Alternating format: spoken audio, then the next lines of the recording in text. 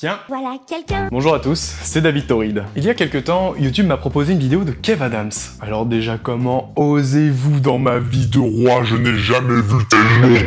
J'ai regardé cette vidéo et j'ai chié dans mon froc. Nous allons donc parler de 3 sketchs de Kev Adams, tous aussi merveilleux les uns que les autres. C'est faux! C'est faux! Vous connaissez certainement Kev Adams, il faisait des sketchs sur le thème de l'adolescence quand il avait 17 ans.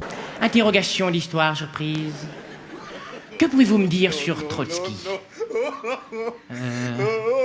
Trotsky... Tu le skis, je sais pas. Petite parenthèse sur la présentation d'Anne Romanoff qui transpire la condescendance. Je vous demande d'accueillir maintenant, n'a que 17 ans. Évidemment, c'est son premier Olympia, évidemment, il a très peur, et évidemment, vous allez l'encourager très fort. Oh, ça c'est mon petit frère et son froc est bien rempli. Ça fait plus de 10 ans que Kev Adams est dans le métier, il a enchaîné des spectacles, un passage express sur YouTube. Eh, putain, comment ça défonce ce qu'on vient de faire? Comment on appelle ça?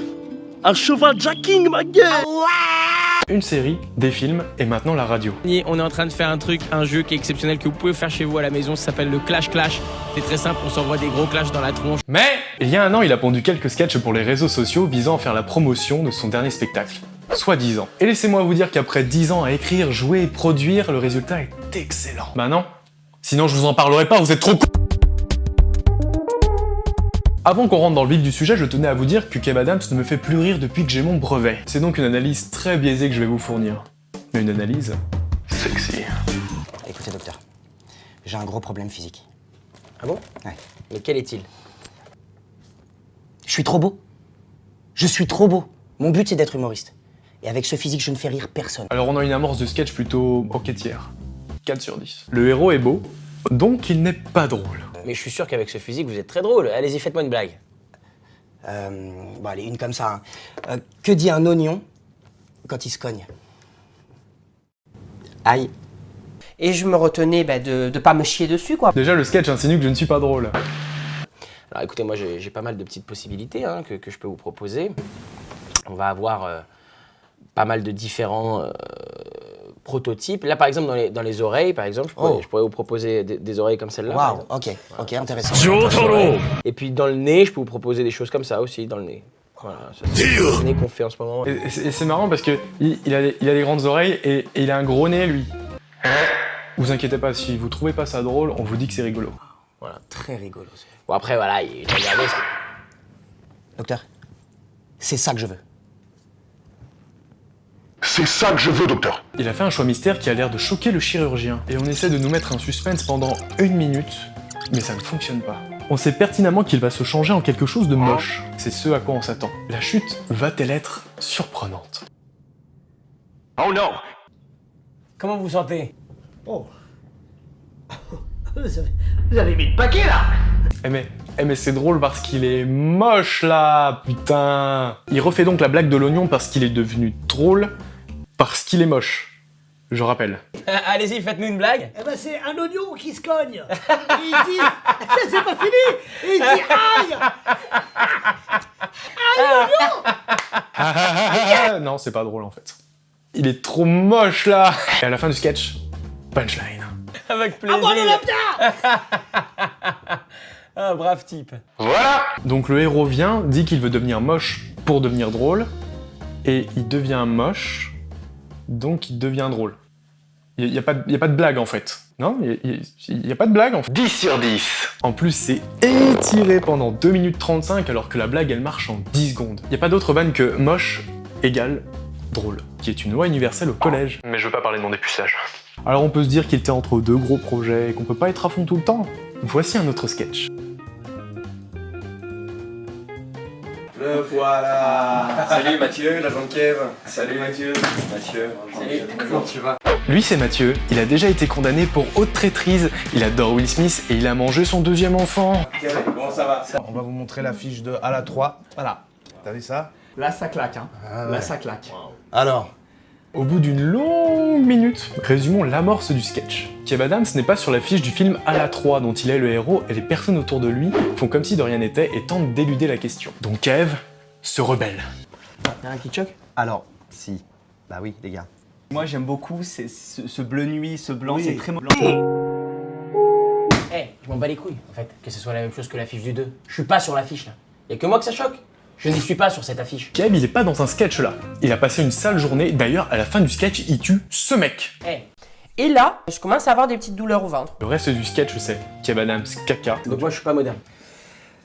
Explique-lui, parce que moi, c'est pas que t'es has-been, c'est pas ça. Si, un peu quand même. Pas, je te rassure, on t'a complètement coupé du film. Et Ryan Benzetti. Tu vois le Ryan. Il est beau. Tu vois le Ryan, quand il rentre dans la pièce, c'est lumineux. Tu souris. Tu vois, tout le temps, tu dis Ryan, ça claque. Tu vois, quand il est beau, t'as vu son visage, comment il est construit? Kev Adams veut donc au moins son nom sur l'affiche. Il y a même pas mon nom sur l'affiche. Juste mon nom. Les marketeurs deviennent donc méchants. Tu veux ton nom sur l'affiche? Ramène l'affiche. Oui, on peut le faire, ça me dérange pas. Ça me dérange Tu pas. veux ton nom? Ah, ton nom. Ah, je lui mets au À sondage. côté de... Après s'être fait insulter et humilier, Kev... sympa. Ok les frères, c'est bon. J'ai compris. Je me casse. La chute, c'est qu'ils ont aussi remplacé la tête de Kev par la tête de Ryan sur l'affiche de son prochain spectacle. Donc encore une fois, il n'y a pas vraiment de chute. Le héros arrive et découvre qu'il n'est pas sur l'affiche de son propre film et il repart mécontent. C'est tout. 11 sur 10, meilleur sketch 2020, Kev, je te suis.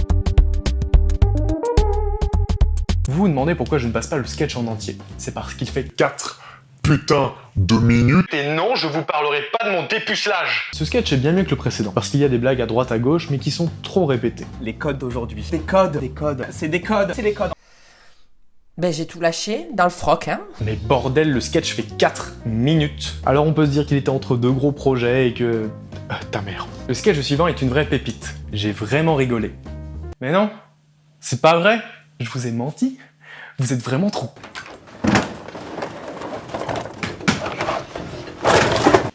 Vous faites quoi là? Bah, on nettoie. Y'a quoi dans le sac? Non, mais ça vous concerne pas, monsieur Dain. Bon, encore une fois, il faut 30 secondes pour avoir l'amorce du sketch. Kevin se fait cambrioler et les cambrioleurs pensent que Kevin est Aladdin. Alain, c'est votre... Vous vous appelez comme ça, Alain Dain, non? En fait, Aladdin et Aladdin, c'est comme... En fait, c'est... Vous vous appelez comme ça, Alain Dain, non? Je me suis senti souillée. Il y a donc un quiproquo. Donc Kevin tente d'expliquer que ce n'est pas vraiment Aladdin. Ça c'est moi, mais, Ouais. mais pas dans la vraie vie. Tu comprends? Mais il ne le croit pas. Ça, c'est toi. Donc ça veut dire que toi, c'est toi et lui, c'est pas Et lui, toi. c'est pas toi. Les cambrioleurs tentent de voler des lampes. C'est le nom d'Alain Dain. Lampes et en fait, comme les lampes du génie. Et en fait, parce que lampe et lampe, en fait, les lampes du... Ah bah on s'est dit. Du coup, on prend aussi le génie avec nous, comme ça on a tout à la baraque. C'est parce que le génie de la lampe, et c'est... En fait, c'est la même chose. C'est quoi l'inverse de rigoler? Petite vanne de fin qui mérite une mention. Prends le tapis, Alain, prends le tapis. Inch'Allah, il vole. Juste parce que c'est Hakim Gemili qui porte le sketch avec un excellent timing. Vous faites quoi là? Bah, On nettoie. Alain, c'est votre... Vous vous appelez comme ça, Alain Dain, non? Bonjour. C'est parce qu'en fait, vu qu'on savait pas c'était laquelle, il y en a beaucoup quand même. Hein. On s'est dit, on les prend toutes, on frottera à la maison quand on sera tout seul. Tranquille. Et la chute, c'est que les cambrioleurs s'en vont, toujours incrédules. Donc dans le sketch, le héros surprend des cambrioleurs et ne fait rien.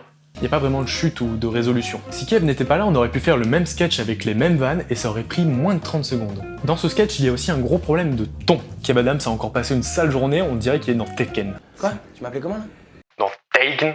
Vous faites quoi dans mon bureau les gars? Taken. Pourquoi il m'appelle Monsieur Dain? Mais je comprends pas, explique-moi. La lumière fait peur, on dirait qu'il a pas dormi depuis 3 jours et il te parle comme s'il allait éclater ton crâne sur un écran d'aile. Et avec la musique, ça enlève beaucoup de l'aspect absurde du sketch. Pourquoi il m'appelle Monsieur Dain? Mais je comprends pas, explique-moi. Kev Adams, il va sucer le sang de tes morts, il va le faire avec une paille Coco Pops, et son mot préféré c'est Gilly. J'ai l'impression de voir Kev Adams en colère engueuler deux mecs un peu cons, plutôt qu'un sketch. En fait, Kev Adams dans ces sketchs-là, il sert à rien. Il fait pas de blagues et en plus, il casse un peu l'ambiance. Quand il joue le mec énervé, c'est un peu trop premier degré. Du coup, je rigole pas, et je me pisse dessus. Dans ces sketchs, il se passe globalement rien et on se fait chier. Mais je vous ai dit que je voulais pas parler de mon dépucelage. Ces vannes sont étirées jusqu'à l'épuisement et j'espère vous l'avoir prouvé. Je ne juge aucunement la carrière de cet homme, uniquement ses sketchs qui puent la pisse. Je trouve ça dommage qu'après autant d'années sur scène à écrire et produire, il pondent un truc aussi éclaté. Moralité, si vous faites quelque chose, allez-y tranquille. Mais non, mais putain, vous êtes trop con, il faut faire un effort.